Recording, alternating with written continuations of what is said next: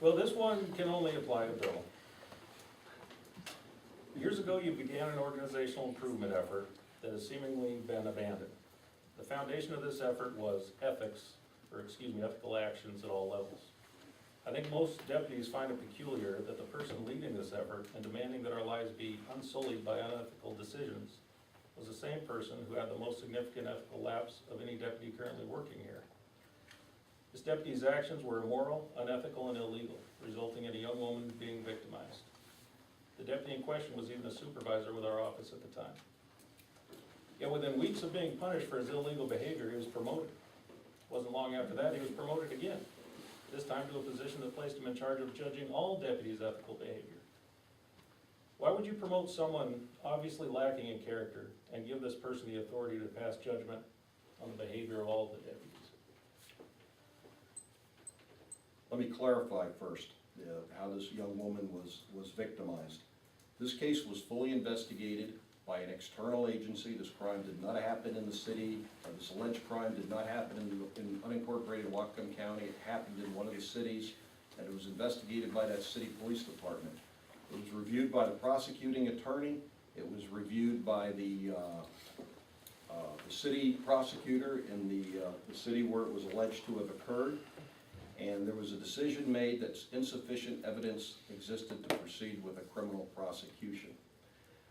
I then, after that long process that took 1.5 years or almost 2 years for that to be completed with overseas victims, or witnesses rather, we began our administrative review. We had to wait for the criminal case to be concluded.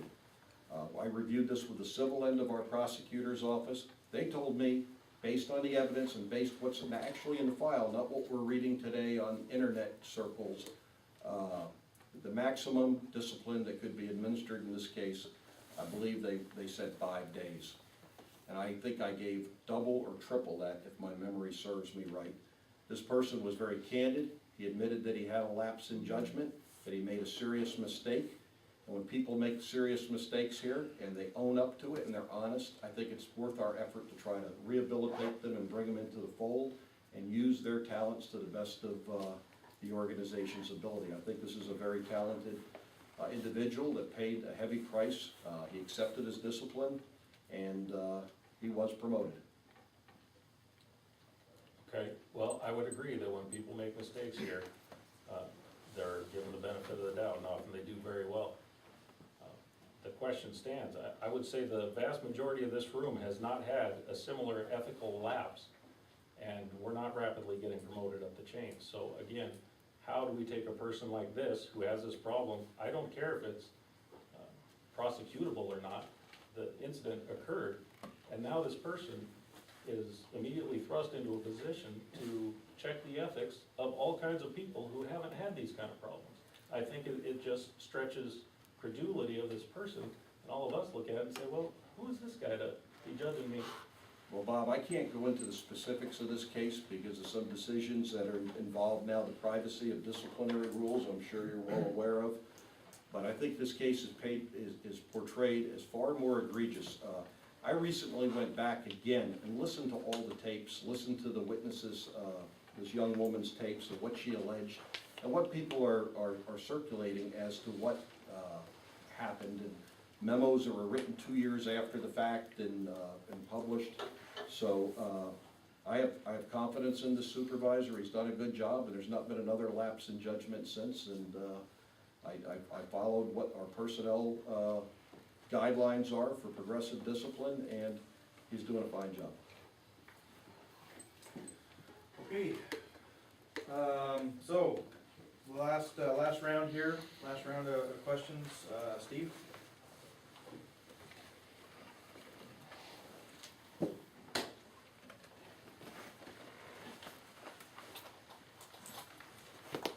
I'm reluctant to broach this topic again. I think you've answered the question as much as we're going to hear about it. So I'm actually going to ask this for you, Sheriff Elko, in your position.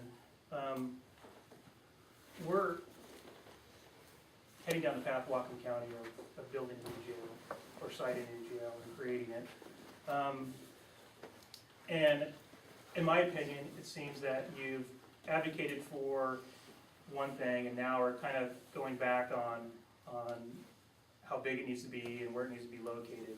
My question for you is, and I understand that you don't have the ultimate authority of where this is gonna happen.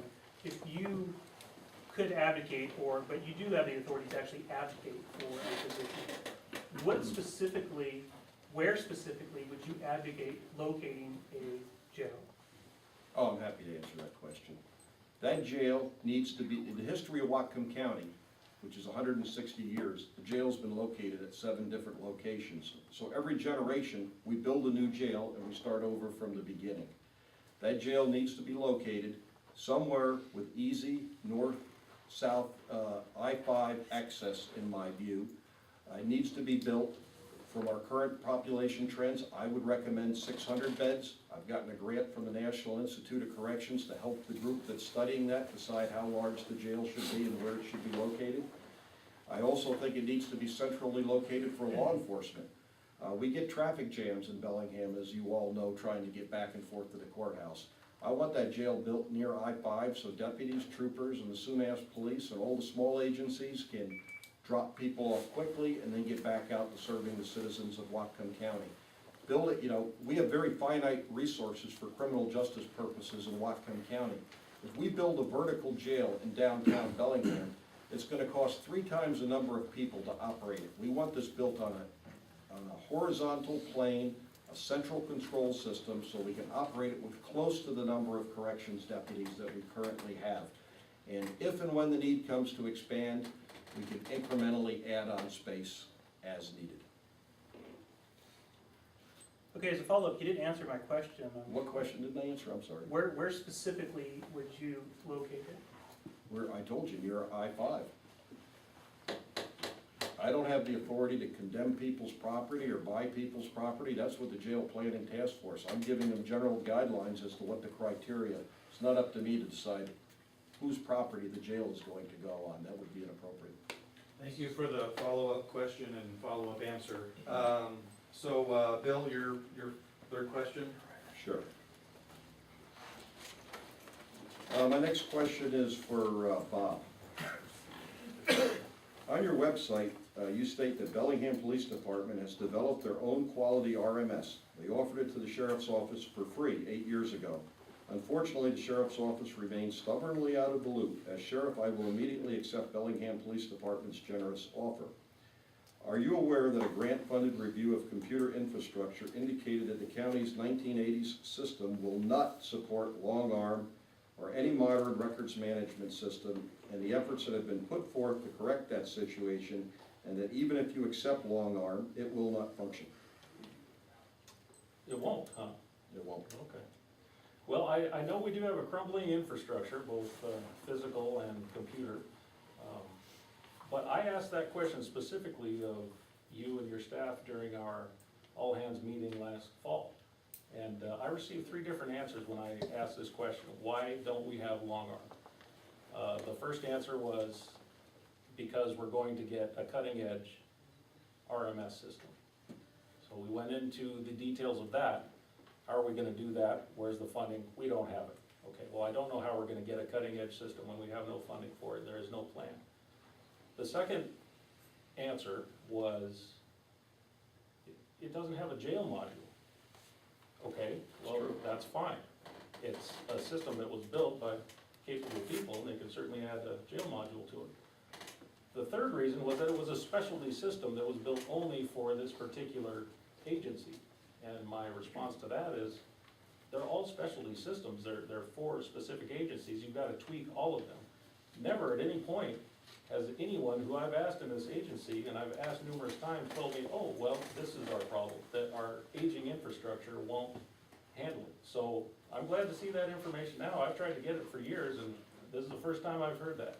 Well, that's a fair question, because the consultants, national experts that the Justice Department funded, released a preliminary draft in March and validated some of these assumptions that we made, that even if we were to take our long arm, and I asked them to specifically look at long arm, what would be the cost of modifications as opposed to buying new software off the shelf or building modules to accommodate the jail needs.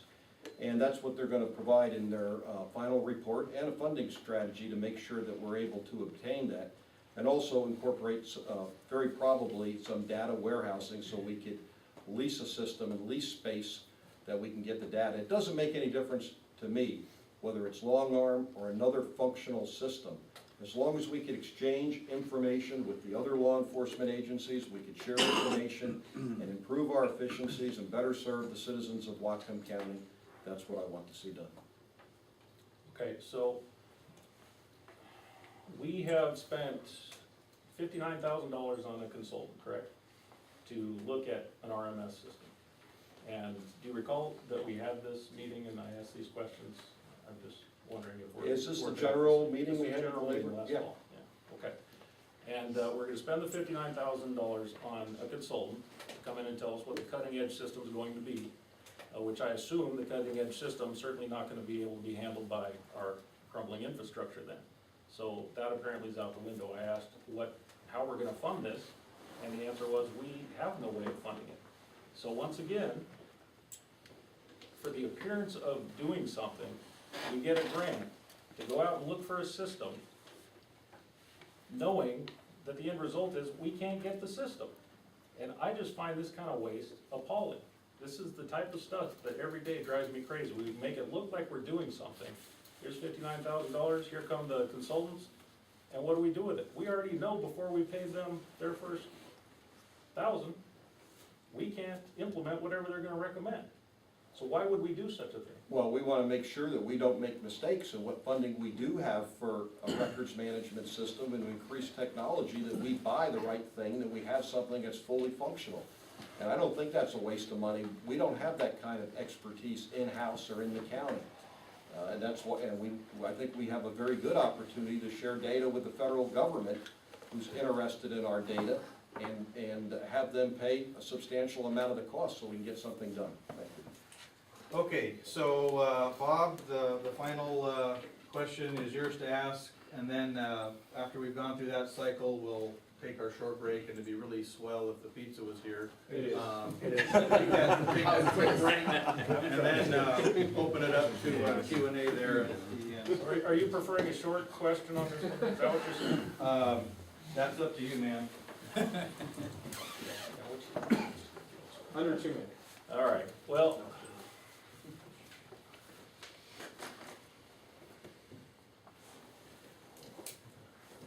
This one just has to go to Bill because it only pertains to him, although I'd like to get Steve's input on it. One of the most important functions of an organization's leader is succession planning, preparing quality people to take over your office when you leave.